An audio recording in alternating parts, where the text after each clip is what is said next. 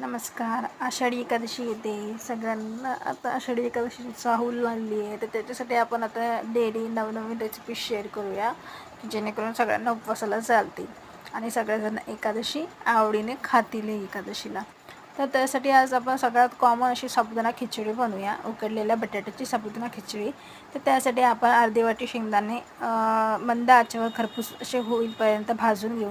हे भाजून घेतल्यानंतर हे काढून घ्यायचे आणि नंतर मिक्सरमध्ये बारीक करायचं. थोडं दरदरा ठेवायचं, म्हणजे एकदम पण बारीक नाही करायचं, थोडंसं जाडसर कूट करून घ्यायचा.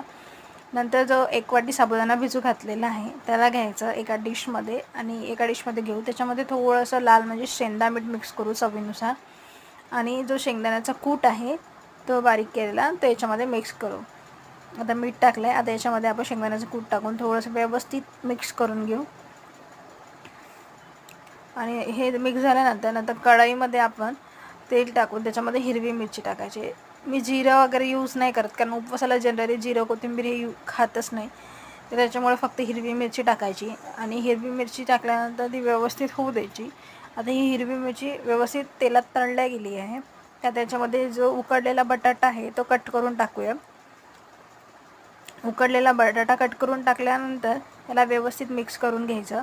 आणि मिक्स झाल्यानंतर जो साबुदाणा आहे आपण शेंगदाण्याचं कूट आणि मीठ मिक्स करून ठेवलेला, तर याच्यामध्ये टाकून व्यवस्थित मिक्स करायचं.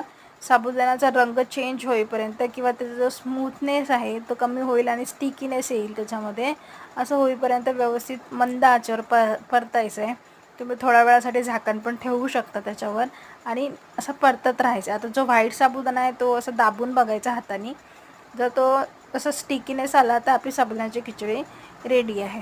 आता ही झाली आपली साबुदाण्याची खिचडी तयार. आता ही सगळ्यात सोपी आणि अशी झटपट होणारी रेसिपी आहे. खाऊन बघा, करूनही बघा आणि खाऊनही बघा. रेसिपी आवडल्यास चॅनलला सबस्क्राईब करायला विसरू नका आणि अशाच नवनवीन रेसिपीज माझ्या चॅनलला डेली बघत राहा. थँक्यू.